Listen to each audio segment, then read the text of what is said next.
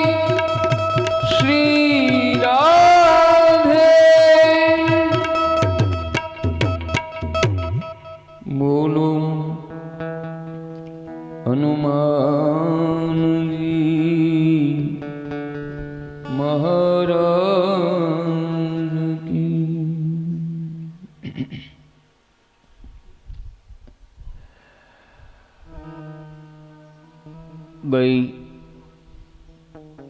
કાલની કથામાં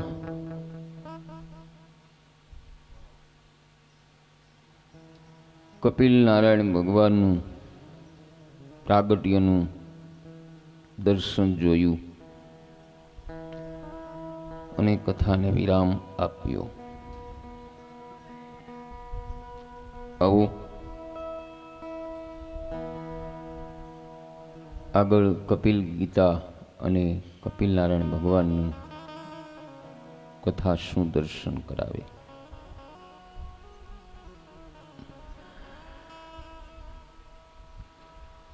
બહેનો, કપિલ નારાયણનું પ્રાગટ્ય થયું છે એટલે કપિલ નારાયણના દર્શન માટે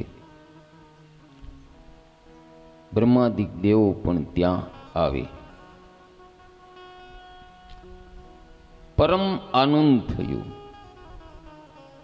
બ્રહ્મજી કરદમ ઋષિને ધન્યવાદ આપતા કહે, પરમાત્મા તમારે ત્યાં પુત્ર રૂપે પ્રગટ થયા. આજે તમે જગ પિતાના પણ પિતા થયા છો અને આ બાળક માનો ઉદ્ધાર કરશે અને હવે તમે સંન્યાસ લઈ શકો છો. કરદમ ઋષિ બ્રહ્મજીને કહે કે દીકરાના જન્મથી આનંદ તો થયો, પણ આ 9 દીકરીઓના લગ્નની મને ચિંતા. બ્રહ્મજી કહે, ચિંતા શાની કરો, તમારે ત્યાં પરમાત્મા પધાર્યા તે સૌ સારાવાના કરશે. આમ બ્રહ્મજીએ કહ્યું અને બ્રહ્મજી બહેનો ભાઈઓ 9 ઋષિને સાથે લાવેલા. બ્રહ્મજીએ દરેક ઋષિને એક કન્યા આપી. અત્રિય ઋષિને અંશોયા, મરીચી ઋષિને કલા, ભૃગુ ઋષિને ખ્યાતિ, વશિષ્ઠ ઋષિને અરુધતી, અગ્નિરસ ઋષિને શ્રદ્ધા, અર્થ ઋષિને શાંતિ, કકનુને કિર્યા, પુલ સત્યને હવિભૂ અને પુલ અને ગતિનું કન્યાદાન આપ્યું. કરદમ ઋષિ અને દેવહૂતિ 9 કન્યાઓ પરણાવીને કુર્તાત થઈ ગયા. સર્વે ઋષિઓ એમના આશ્રમે ગયા. બ્રહ્મજી એના સ્થાનકે ગયા અને થોડા સમય પછી કરદમ ઋષિ સંન્યાસ લીધો અને હવે કપિલ ગીતાનો આરંભ થાય. બહેનો ભાઈઓ, આ ભાગવતનું અગત્યનું પ્રકરણ છે. 3 અધ્યાયોમાં પહેલા વેદોનું જ્ઞાન આવે, ત્યારબાદ ભક્તિનું વર્ણન કરેલ, તે પછી સંસાર ચક્રનું વર્ણન આવે. હવે દેવહૂતિ વિચાર કરે કે મને ઋષિઓએ કહેલ કે આ બાળક માનો ઉદ્ધાર કરવા આવ્યો, તો કપિલ નારાયણને જ હું પ્રશ્ન પૂછું તો કપિલદેવ મને જવાબ આપશે. દેવહૂતિ કપિલદેવ પાસે આવીને કહે, આપ આજ્ઞા કરો તો મને પ્રશ્ન પૂછવાની ઈચ્છા છે. કપિલદેવ કહે, માતા સંકોચ ન રાખો, તમારે જે પૂછવું હોય તે પૂછો. માતા દેવહૂતિએ શરૂઆતમાં શરણાગતિ લીધી. યાદ રાખજો બહેનો, ઈશ્વરની શરણાગતિ લીધા સિવાય જીવનો ઉદ્ધાર થવાનો નથી. અને ગીતામાં પણ અર્જુને પ્રથમ શરણાગતિ લીધી. દેવહૂતિ પ્રશ્ન કરે કે જગતમાં સાચું સુખ ક્યાં, જગતમાં સાચો આનંદ ક્યાં, તે બતાવું ને. કપિલ નારાયણને આ જાણીને આનંદ થયો. કપિલદેવ કહે, હે માતાજી, જ્યાં સુધી સ્ત્રી અને પુરુષને સુખ ભોગવવાની ઈચ્છા રહે ત્યાં સુધી સ્ત્રી પુરુષને કદી આનંદ મળતો નથી. સુખ ભોગવવાની ઈચ્છા રાખનારને દુઃખ ભોગવવું પડે, અને આનંદનો કોઈ વિરોધી શબ્દ નથી. આનંદ એ શરીર કે વસ્તુઓ સાથે સંબંધ ધરાવનારી વસ્તુ નથી. જો વિષયોમાં આનંદ હોય તો આત્મા સાથે, મન સાથે સંબંધ રાખનારી વસ્તુ છે. આપણો રોજનો અનુભવ કહું, ભોજનથી તૃપ્ત થયેલ માણસ આગળ શ્રીખંડ મૂકીએ તે માણસને નહીં ભાવે, કારણ એનું પેટ ભરેલું છે. બીજો રોજનો અનુભવ કહું કે આપણે જ્યારે સૂઈ જઈએ છીએ ત્યારે આપને આનંદ કોણ આપે છે? નિંદરમાં આપને શાંતિ મળે. નિંદરમાં તમને ખાવાનું મળતું નથી, નિંદરમાં હાથમાં પૈસો આવતો નથી, પણ નિંદરમાં શાંતિ મળે. પછી રાજા હોય તોય ભલે, રંક હોય તોય ભલે, કરોડપતિ હોય તોય ભલે, રાજા રાણીને, રાજમહેલને સર્વેને ભૂલે અને સૂઈ જાય ત્યારે રાજાને આનંદ નિંદરમાં મળે. એટલે કે પથારીમાં પડ્યા પછી ધીરે ધીરે જગત ભૂલાય અને સંસાર આપણા મનમાંથી નીકળી જાય ત્યારે આપને આનંદ મળે. દાખલા તરીકે દીવામાં તેલ હોય ત્યાં સુધી દીવો બળે, દીવામાં તેલ ન રહેતા દીવો શાંત થાય છે. દીવો શાંત થાય છે. હે માતાજી, આત્મા પરમાત્માનો અંશ, આત્મા આનંદમય છે. દાખલા તરીકે અગ્નિના સંકલ્પથી પાણી ગરમ થાય પણ પછી તે ઠંડુ થઈ જાય. શીતળતા જેમ પાણીનું સ્વરૂપ તેમ આનંદ તે આત્માનું સ્વરૂપ. સુખ દુઃખ બહેનો ભાઈઓ ટકતા નથી, સુખ દુઃખ ભૂલાય. હા, સુખ દુઃખ ભૂલાય. વાસ્તવિક રીતે આત્માને સુખ દુઃખ થતું નથી. સુખ દુઃખ આપણા મનમાં થાય. સુખ દુઃખ તે મનના ધર્મ, જન્મ મરણ તે આપણા શરીરનો ધર્મ, ભૂખ અને તરસ તે પ્રાણનો ધર્મ. સુખ દુઃખ આપણા મનને થાય એટલે આત્મા કલ્પે કે મને દુઃખ થાય. મનના સુખ દુઃખનો અનુભવ અજ્ઞાનતાથી આત્મા પોતાનામાં કરે. સુખ દુઃખ આત્મા સ્વરૂપમાં ઉપાધિથી ખાલી ભાષે છે. હા, કેવલ ભાસ થાય. એટલે આપણે આ પિતૃના ફોટા રાખ્યા છે. તમે કેવલ ભાસ કરી શકો કે મારા પતિ આવા હતા, મારો દીકરો આવો હતો, મારી પુત્રવધુ આ સ્વરૂપની હતી. એ કેવલ તમે ભાસ કરી શકો. એ ફોટો આપણી યાર બોલે નહીં. એવી રીતે આત્મો સુખ દુઃખનો રોજ ભાસ કરે છે. અને યાદ રાખજો, જીવ જેવો કોઈ લૂચો નથી અને ઈશ્વર જેવો કોઈ ભોળો નથી. બીજાના માટે કરવું પડે તો લોકોને ત્રાસ થાય, પોતાના સગા માટે કરવું પડે તો આનંદ થાય. મારું અને તારું તે મનના ઊભા કરેલા ખેલ છે. દાખલા તરીકે રાતના 11 વાગે 12 ગામથી કોઈ મહેમાન આવે ત્યારે ગૃહિણીને કંટાળો આવે. આ સ્ત્રી બળબડ શરૂ કરી દે.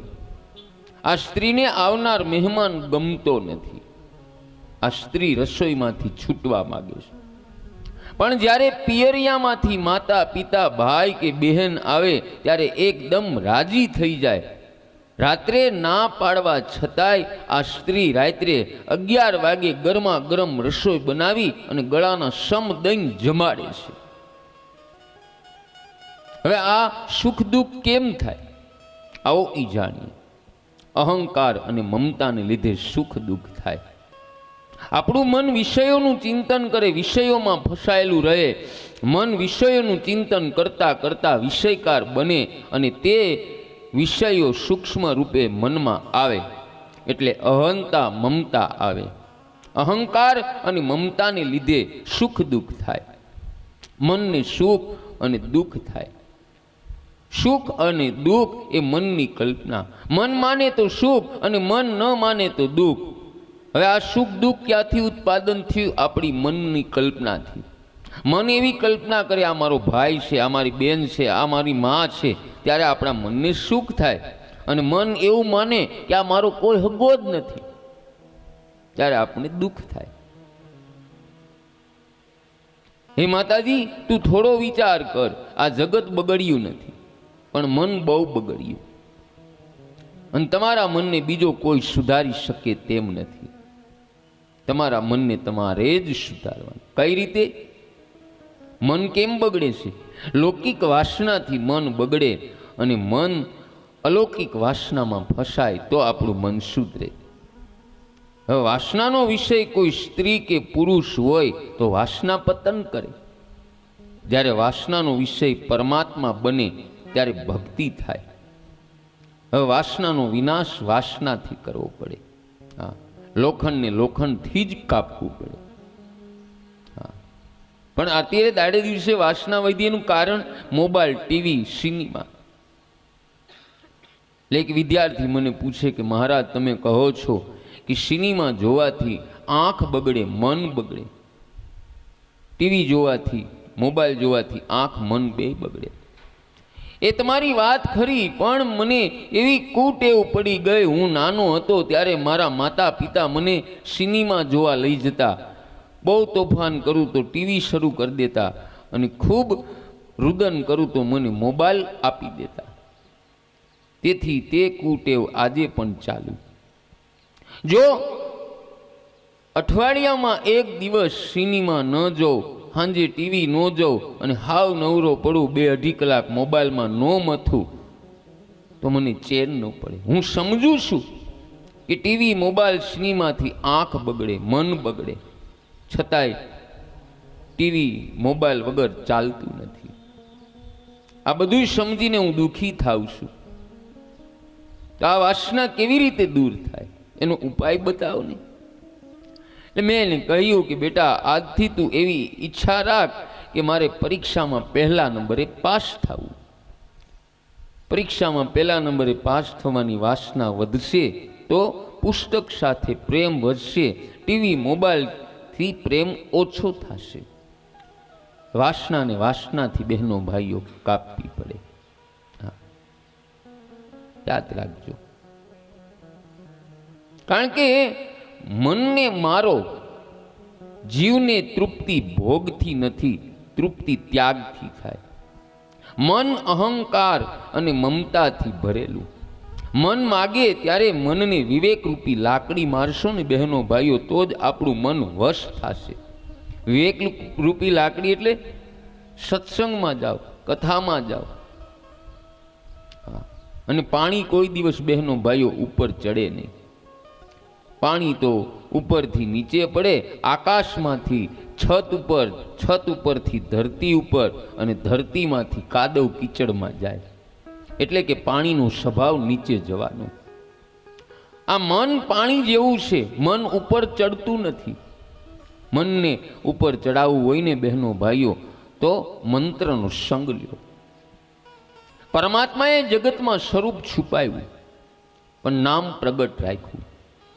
ભગવાનનું નામ દેખાય છે, પ્રભુ દેખાતા નથી. ભગવાનનું નામ પકડી રાખો. પ્રભુના કોઈ પણ નામ સાથે પ્રીતિ કરો. મનને ભગવાનના નામમાં રાખશો ને તો જ મન સુધરશે, બીજો કોઈ ઉપાય નથી. મનને ઉલટું કરવાથી નમન થાય. એટલે સર્વેમાં પ્રભુ વસેલા, સર્વેને નમસ્કાર કરો.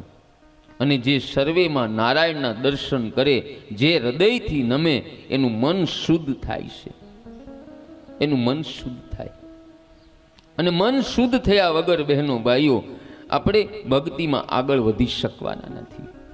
બાકી તમે જેવી દ્રષ્ટિ રાખો એવી જ આ સૃષ્ટિ દેખાશે. હા, મનુષ્યની જેવી દ્રષ્ટિ હશે તેવી તેને આ સૃષ્ટિ દેખાશે. જો દુર્યોધનને જગતમાં કોઈ સંત ન દેખાણો, હા, દુર્યોધનને તો બધા દુર્જન જ લાગ્યા.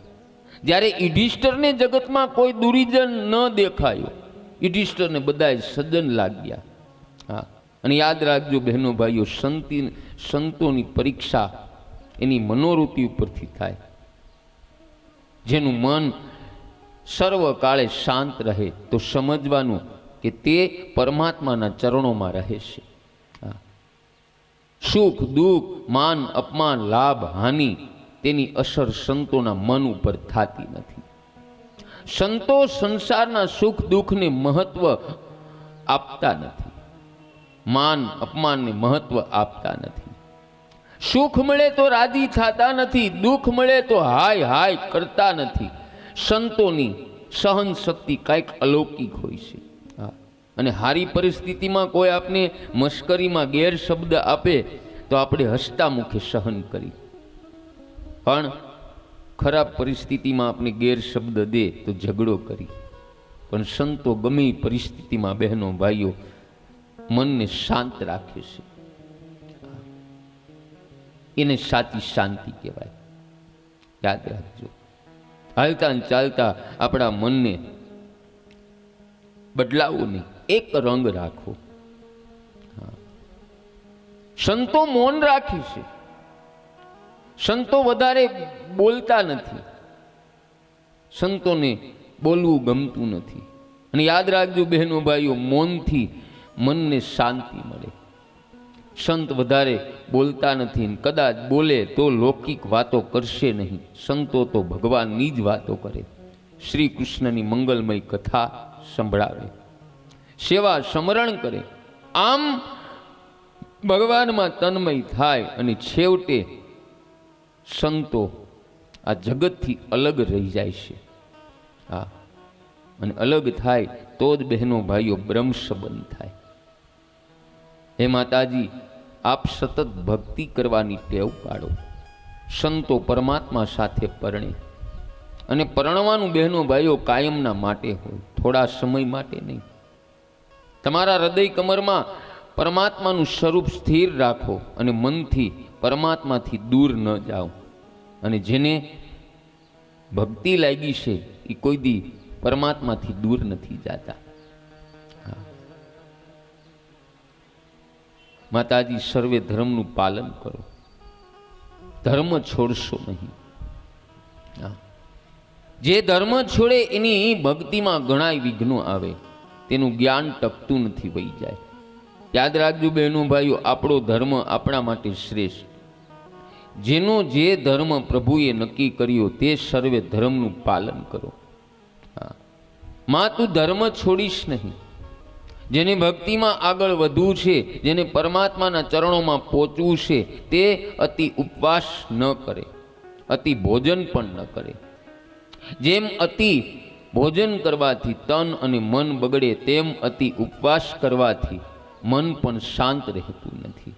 હા, અતિ ઉપવાસ કરવાથી આપણી અંદર બિરાજેલા નારાયણને ત્રાસ થાય, ભગવાન ભૂલાય અને અન્નનું સ્મરણ રહે તે શું કામનું?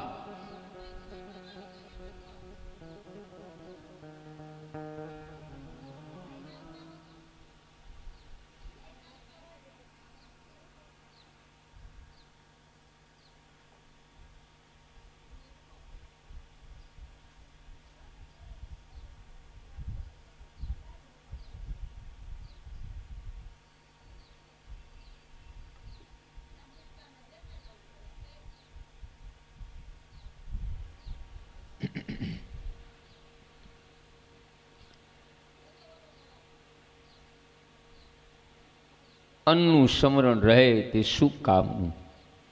બહેનો ભાઈઓ, સાધકને માટે 4 ઉપવાસ બતાવ્યા. 2 11, પૂનમ, અમાસ, આ 4 ઉપવાસ કરો. અને ઉપવાસ કરવાથી તનની અને મનની શુદ્ધિ થાય, આરોગ્ય સારું મળે. ઉપવાસ કરવાથી આપણા પાપ બળે. અને ઉપવાસ કરો ત્યારે પ્રત્યેક ઇન્દ્રિયોથી બ્રહ્મચાર્ય પાળો. પ્રત્યેક ઇન્દ્રિયથી બ્રહ્મચાર્ય પાળો. અને ભગવાનનું રોજ બહેનો ભાઈઓ ધ્યાન કરો. અને ઘરની અંદર બાલકૃષ્ણની મૂર્તિનું સ્થાપન કરો, બાલકૃષ્ણની મૂર્તિનું સ્થાપન કરો અને ભગવાનની પૂજા કરીને પછી રોજ ભગવાનનું ધ્યાન ધરો. મારા સુખદેવજી મહારાજ કહે છે, બહેનો ભાઈઓ, કે મદિરા પાન કરનારો પોતાના દેહનું ભાન રહેતું નથી. એ જ પ્રમાણે તમે ધ્યાન કરવા બેસો ને ત્યારે આપને આપણા દેહનું ભાન ન રહેવું જોઈએ. આને સાચું ધ્યાન કીધું છે. ધ્યાનમાં બેસો પણ પેલું ધ્યાન ઈ કરો કે મારા પગ એવી જગ્યાએ તો નથી પડતા ને કે મને ભક્તિમાં વિઘ્ન આવે.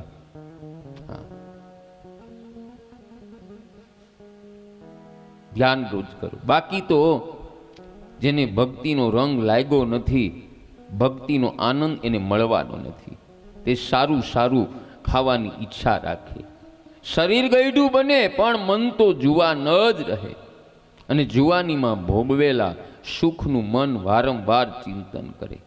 અને દરેકને જુવાની પછી ગડપણ આવે.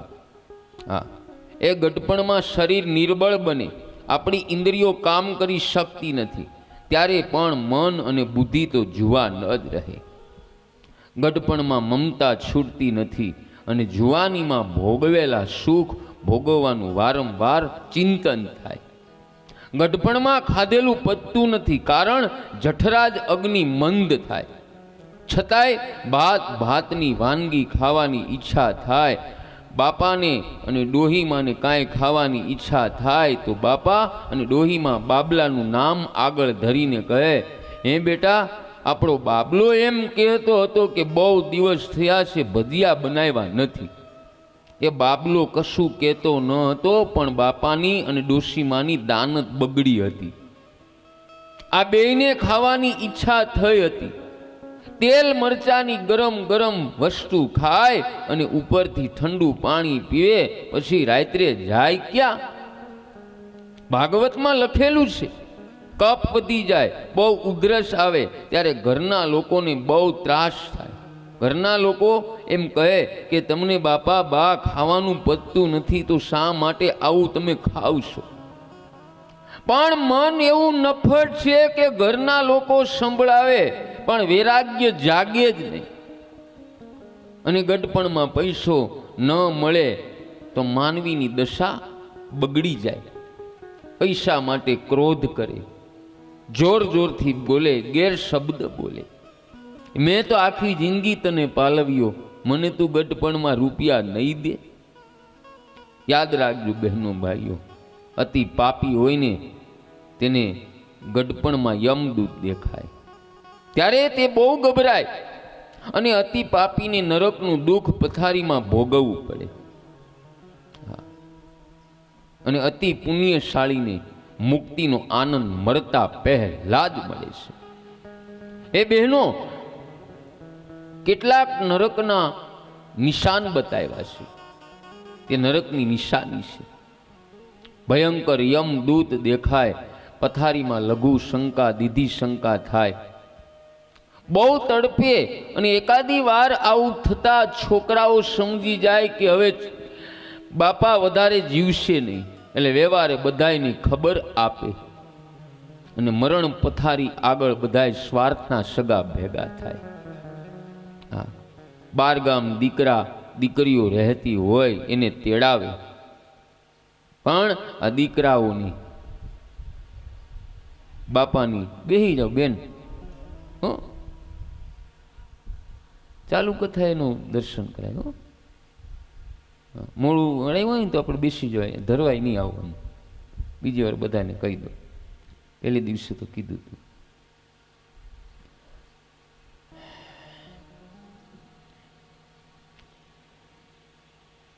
દીકરા અને દીકરી 12 ગામ રહેતા હોય ને તેડાવે, પણ આ દીકરાને એના બાપને મૂડી કેટલી છે એની ચિંતા છે. જ્યારે બાપો રડે છે પથારીમાં, બધાએ ઘેરીને બેઠા છે, કોઈને વિચાર આવતો નથી કે આ જીવ ભગવાનને ભૂલી ગયો છે. આપણે પ્રેમથી હરે કૃષ્ણ એ સાંભળે એવી રીતે બોલવું, અને ભગવાનનું નામ સાંભળે તો તેના પાપ બળશે અને તેનું મરણ મંગળમય થશે. પછી તો અંતકાળમાં બાપાને ભાન થાય કે સ્ત્રી કે દીકરા દીકરી કોઈ સાથે આવવાનું નથી. અને અંતકાળમાં પછી એને ઓલું પદ યાદ આવે, કયું? કોઈ કોઈનું નથી રે, કોઈ કોઈનું નથી રે,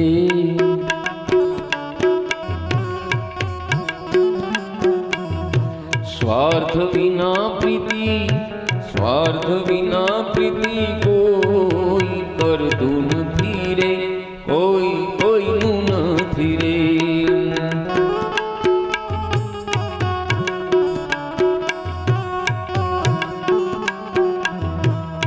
અમારો દીકરો ને મારી દીકરી,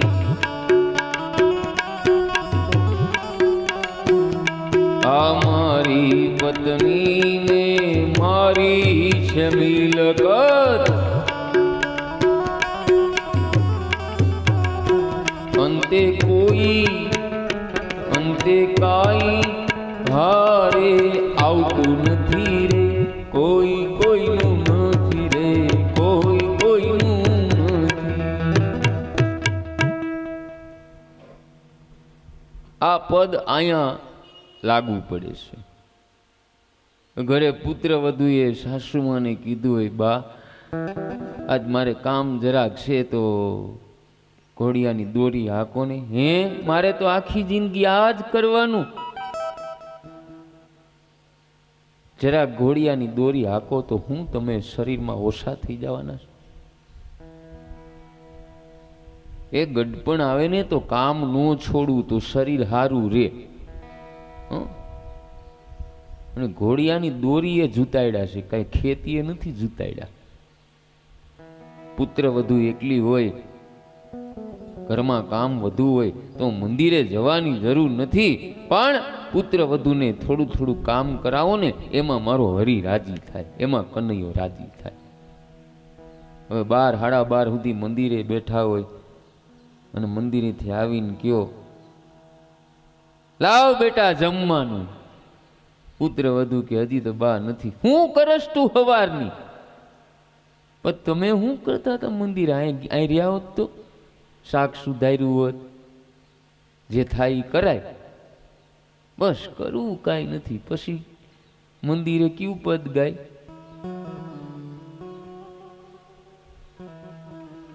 રસિયો રૂપાળો રંગ રેલિયો, ઘેર જાવું ગમતું નથી.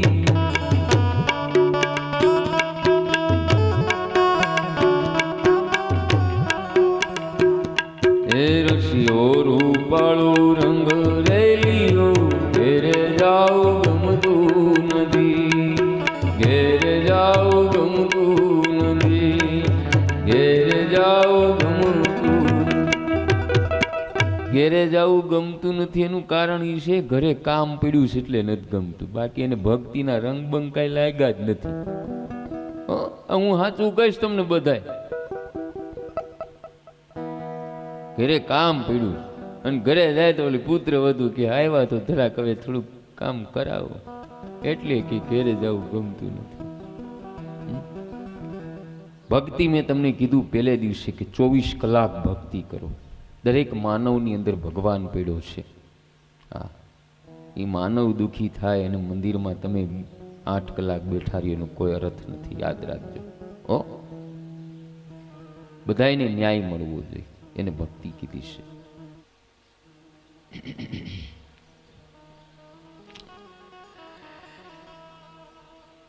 પછી અંતકાળમાં બાપાને ભાન થાય અને યમદૂતો જીવ આત્માને સૂક્ષ્મ શરીર સાથે યમપુરીમાં લઈને જાય. યમરાજાના દરબારમાં ચિત્રગુપ્ત ચોપડો ખોલીને જીવ આત્માએ કરેલા પાપ પુણ્ય સંભળાવે. એમાં 14 સાક્ષીઓ સાક્ષી આપે. દિવસમાં કરેલા પાપની સાક્ષી સૂર્યનારાયણ આપે, રાત્રિના કરેલા પાપની સાક્ષી વાયુદેવ આપે. હવે માનવ એવું સમજે છે કે દરવાજો બંધ છે, કોઈ જોતું નથી, પણ ભગવાન બધાની અંદર બેઠા છે. ભગવાન બધું જોઈ રહ્યા છે. હા, જીવ આત્માની બહેનો ભાઈઓ એના પાપ પ્રમાણે નરકની સજા થાય. જેનું પાપ ઓછું થાય તો તે જીવને પશુ પક્ષીનો જન્મ મળે. જેનું પાપ પુણ્ય સરખું થાય તો તે જીવ ચંદ્રલોકમાં જાય. ચંદ્રના કિરણો દ્વારા આ સૂક્ષ્મ જીવ વાદળામાં આવે, વાદળામાંથી વરસાદમાં, વરસાદમાંથી અન્નમાં અને અન્ન દ્વારા જીવ પુરુષના પેટમાં જાય. આપણા શાસ્ત્રમાં લખ્યું કે 40 દિવસ આ જીવ શક્તિને તત્વના આધારે પુરુષના પેટમાં રહેવું પડે. 40 દિવસ પછી એ સ્ત્રીના પેટમાં પ્રવેશ કરે. અને જે દિવસે સ્ત્રીના ઉદરમાં ગર્ભ રહે ત્યારે એ જીવનો આકાર પાણીના પરપોટા જેવો સૂક્ષ્મ હોય. 10 દિવસ બાદ આકાર ફળ જેવો મોટો થાય. 1 મહિનામાં ગર્ભને મસ્તક આવે, 2 મહિનામાં હાથ પગ આવે, 3 મહિનામાં નખ અને વાળ આવે, 4થા મહિનામાં સપ્ત ધાતુ પેદા થાય, 5મા મહિનામાં ભૂખ તરસનું ભાન થાય, 6ઠા મહિનામાં માતાના પેટમાં આ બાળક ભ્રમણ કરે. આ કર્મ મુજબ ગર્ભની વૃદ્ધિ થાય અને પરમાત્મા